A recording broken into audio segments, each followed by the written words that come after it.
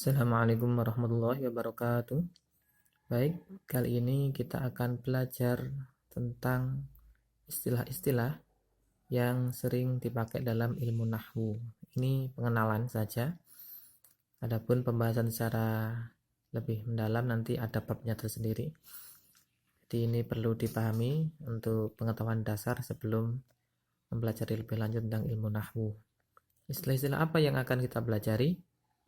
Yaitu yang sudah tertera. Yang pertama adalah fi'il, kedua fa'il, yang ketiga maf'ul bih, mubtada, khobar, dan yang terakhir adalah i'rab. Ada 6 istilah ini yang akan kita pelajari untuk pengenalan istilah-istilah dalam nahwu. 6 istilah ini yang kita pelajari. Ini penting untuk materi pendahuluan sebelum masuk pada materi yang lebih lanjut, lebih dalam. Baik, sekarang kita akan membahas 5 istilah awalnya dulu, fi'il, fa'il, maf'ul bih, dan mubtada, khobar. Apa itu? Untuk i'rabnya nanti pembahasan berikutnya. Baik, kita ada 3 kalimat, yaitu Zaid makan roti, yang kedua adalah Ahmad adalah guru, yang ketiga adalah Ahmad di kelas. Kalau kita lihat 3 kalimat ini, maka Zaid ini berlaku sebagai subjek. Subjek ya. Subjek, makan adalah predikat, roti adalah objek. Kalimat kedua, Ahmad adalah subjek, kemudian guru adalah predikat. Ini untuk kata adalah bisa dianggap tidak ada ya. Kalimat yang ketiga, Ahmad itu subjek, kemudian di kelas itu predikat. Kalau kita lihat, ini Zaid subjek, Ahmad subjek, yang ketiga Ahmad juga subjek. Saat dirubah dalam bahasa Arab, Zaid ini subjek, tapi dalam bahasa Arab ini simbolnya adalah fa. Kalau kita lihat simbol makna yang telah kita pelajari, fa itu, fa ada alifnya adalah fa'il. Baik, kalau kita lihat Ahmad di sini subjek, di sini adalah Ahmad, simbolnya adalah mim. Sama juga ini mim. Apa mim itu? Mubtada. Kenapa kok beda seperti itu? Nah, sebelumnya nanti kita beri makna dulu ya. Akala, ini makna Jawa dulu. Akala mangan, bisa ditambah wis atau sudah ya boleh. Akala mangan sopo zaidun zaid al khubza ing roti. Akala makan siapa? Zaidun zaid al khubza pada roti. Zaid makan roti. Kalimat yang kedua, Ahmadu ustadun. Ahmadu utawi Ahmad iku ustadun guru. Ahmadu adapun Ahmad itu ustadun guru. Kalimat yang ketiga, Ahmadu fil fasli. Ahmadu utawi Ahmad iku fil fasli ing dalem kelas. Ahmadu adapun Ahmad itu fil fasli di kelas. Ini kalau kita beri makna. Bedanya apa? Bedanya ternyata ada pada predikatnya. Kalimat pertama, kalau kita lihat makan, akala, itu adalah kata kerja. Di sini predikatnya adalah berupa kata kerja.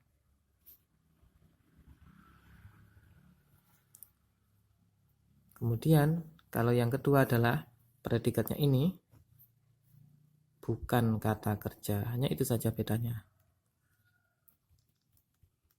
Bukan kata kerja. Sehingga untuk membedakan subjek yang berupa fa'il atau subjek bermubtada, maka kita bisa ketahui fa'il adalah subjek atau pelaku ya, subjek dari predikat yang berupa kata kerja. Ya. Fa'il adalah berupa subjek yang predikatnya berupa kata kerja. Kalau mubtada adalah subjek yang predikatnya bukan kata kerja. Guru itu bukan kata kerja, di kelas bukan kata kerja. Perbedaannya itu ya. Fi'il itu apa? Fi'il adalah kata kerja. Ini fi'il akala, makan. Berarti fi'il itu adalah kata kerja. Fa'il itu adalah subjek dari predikat yang berupa kata kerja. Dan maf'ul bih ini apa? Ini ya tandanya, maf'ul bih. Maf'ul bih adalah objek. Ya, maf'ul bih itu adalah objek. Kemudian mubtada.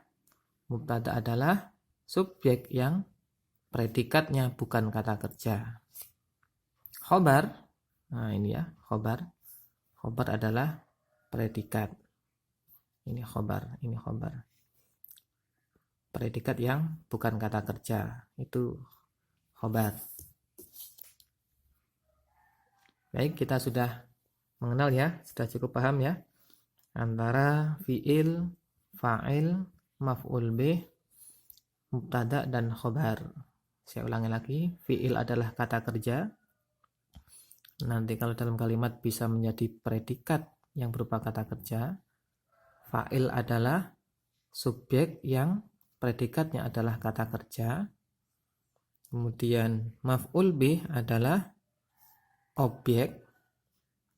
Mubtada adalah subjek yang predikatnya bukan kata kerja. Kemudian khobar adalah predikat yang bukan kata kerja.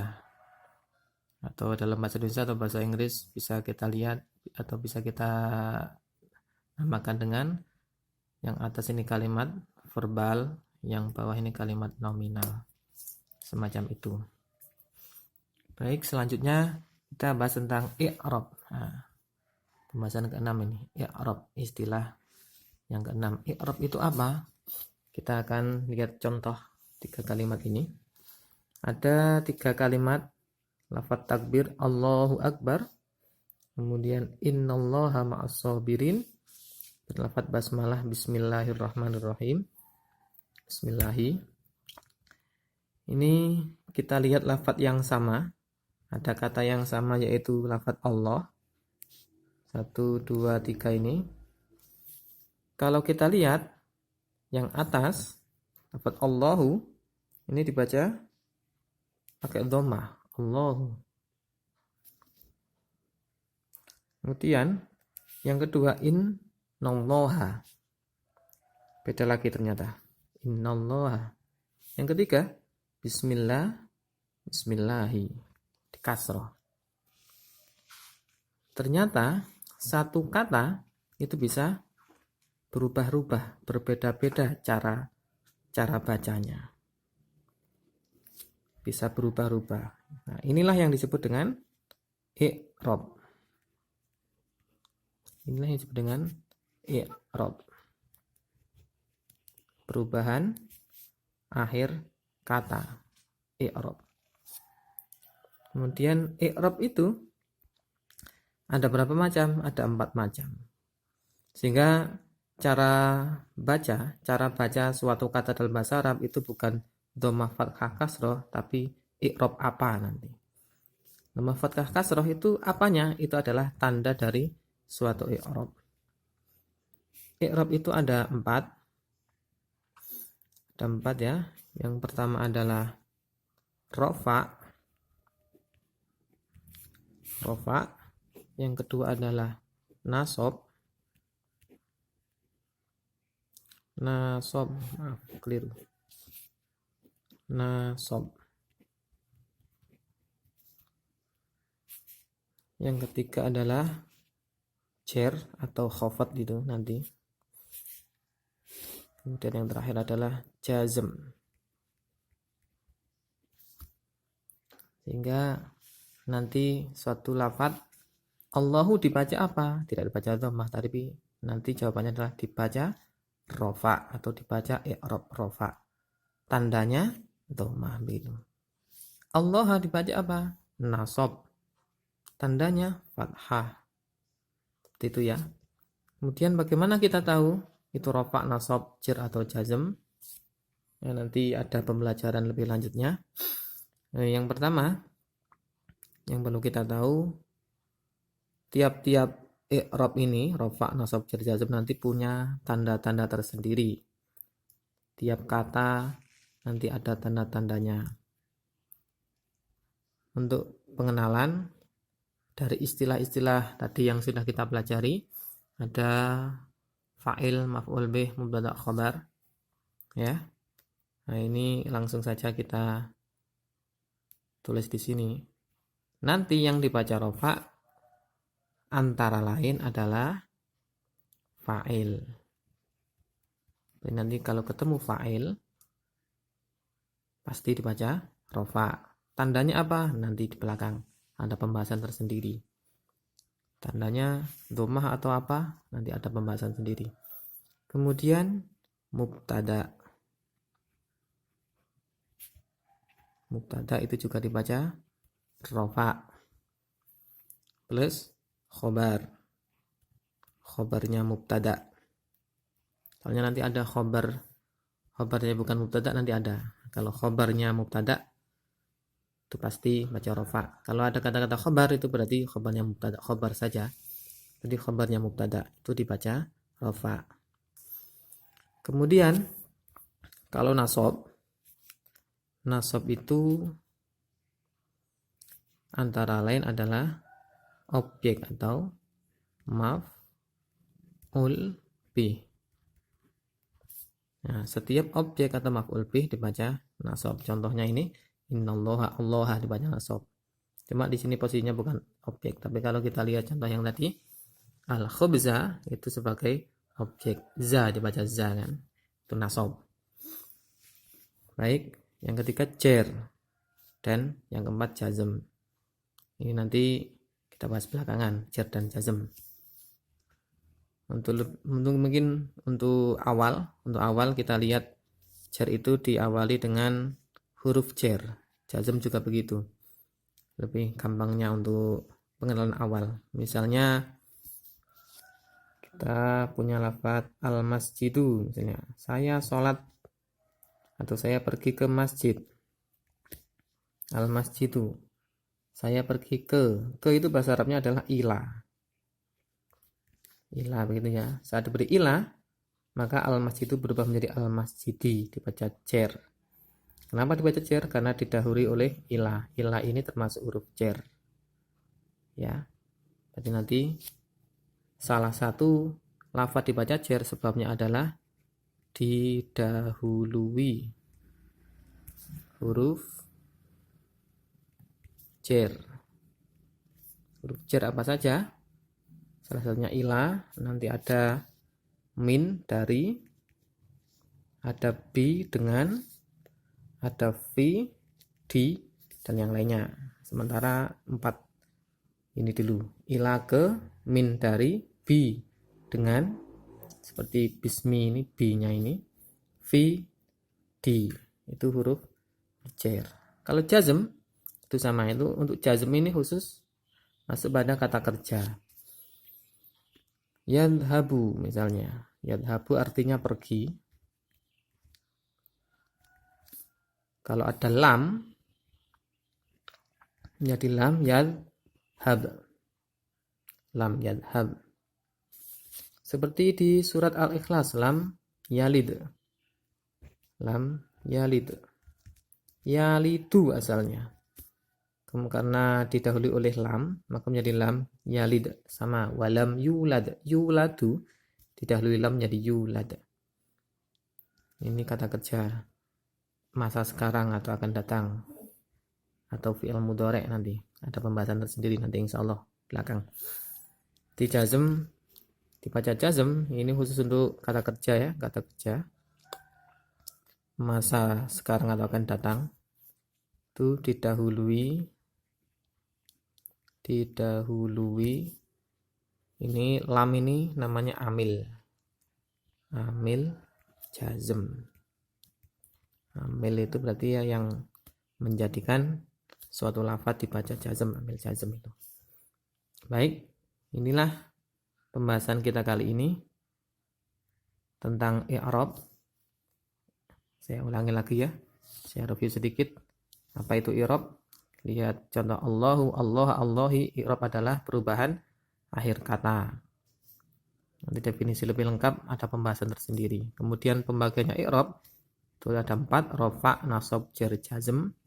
Sehingga suatu kata dalam bahasa Arab, terutama dalam pembahasan ilmu nahwu, nanti dibaca apa? Itu dibaca i'rabnya nanti. Allahu dibaca apa? Bukan dibaca dhammah, tapi dibaca rafa. Karena menjadi mubtada ini. Allah maha besar, subjek kan ya, menjadi mubtada. Tanda rofaknya apa? Baru tanda rofaknya adalah dhammah. Berarti dhammah ini adalah tanda i'rab rofa, salah satu tandanya. Jadi tandanya ada banyak, ada beberapa. Yang penting sekarang tahu dulu. I'rab ada perubahan akhir kata itu namanya i'rab. Kemudian i'rab itu ada 4, rofa, nasab, jar, jazm. Yang dibaca rofa antara lain adalah fa'il, tadi pelaku ya, subjek yang predikatnya berupa kata kerja, mubtada, subjek yang predikatnya bukan kata kerja, dan khobar adalah predikat yang bukan kata kerja, itu nanti yang dibaca rofa. Kemudian nasab antara lain adalah maf'ul bih atau objek. Untuk tandanya insya Allah nanti ada pembahasan tersendiri. Jar, kenapa suatu kata dibaca jar? Karena didahului huruf jar. Apa saja huruf jar itu? Antara lain adalah ila, min, bi, fi. Ini ya, ila ke, min dari, bi dengan, fi di atau di dalam. Kalau jazm ini nanti khusus untuk kata kerja, didahului amil jazm, didahului huruf yang menjazmkan, seperti yadhabu saat kemasukan lam jadi lam yadhab, yalidu lam yalid, yuladu lam yulad. Gitu ya. Rafa, nasab, jar, jazm. Insyaallah nanti akan ada pembahasan lebih detail, lebih lanjut, lebih mendalam. Insyaallah di lain kali. Semoga ada kesempatan belajar lebih lanjut. Semoga bermanfaat. Selamat belajar. Assalamualaikum warahmatullahi wabarakatuh.